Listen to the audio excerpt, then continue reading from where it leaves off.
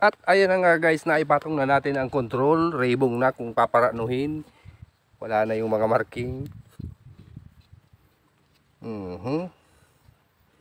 Yan naman ay pag nagkabaliktad, yung travel magiging swing.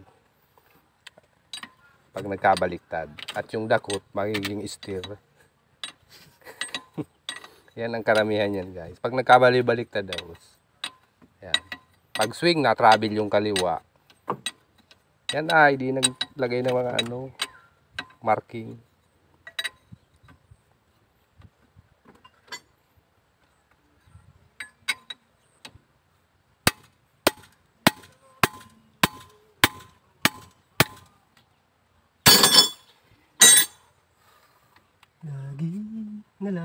Kinakarakantahan na, aratsang kayan, problemado na, tabaraliktad na. Kinakarakantahan na po mga loads. At sige lang ang kabit, mamaya pagbaraliktad na yan. Tingnan natin ang galaw niyan.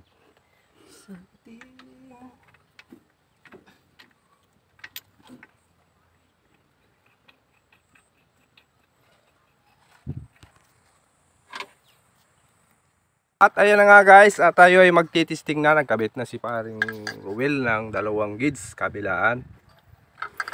I-check na niya yung pressure, kung tataas nga ba yung pressure, kasi bagsak na bagsak ang pressure.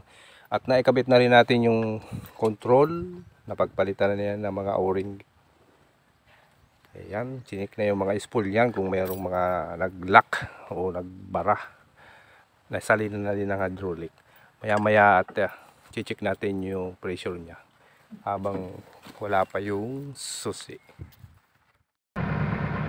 Alright mga ka-hydro, magtitesting na tayo ng backhoe. Ayan, at naikabit na natin ang control pati pump. Ayun, testingin na natin ang unit. Alright, makamera yan.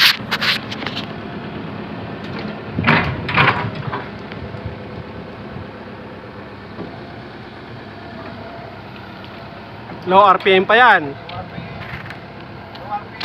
Walang kausok-usok makina.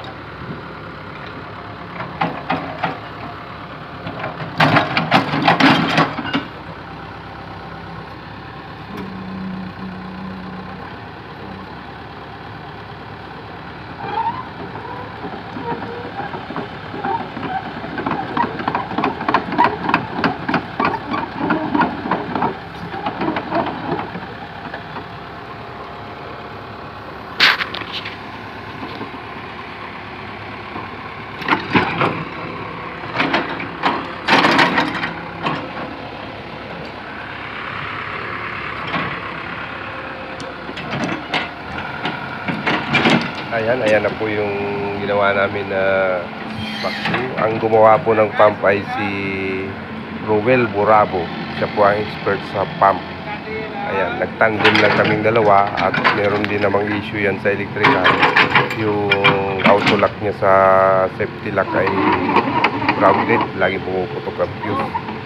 Pero ang nag-setting ng pump ay si Ruel Burabo. Shout out Ruel Burabo. Mabuhay ka, malupit ka talagang gumawa ng pump. Ayan, kaibigan, maraming salamat sa pag-subscribe sa ating YouTube channel. Huwag kalilimutan rin subscribe, pindutin ang bell button para ma-notify kayo sa panibagong kong video. At tayo pa sa maraming salamat po sa inyo.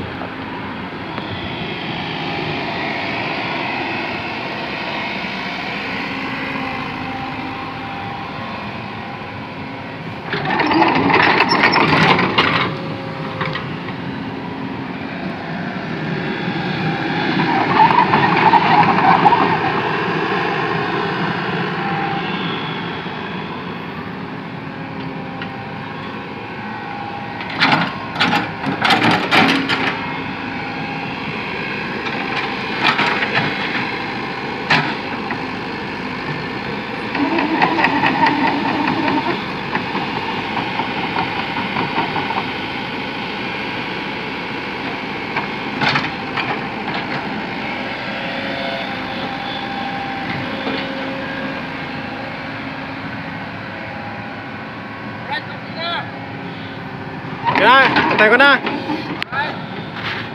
Let's subscribe our channel. Torres the Electrician. Apoy sa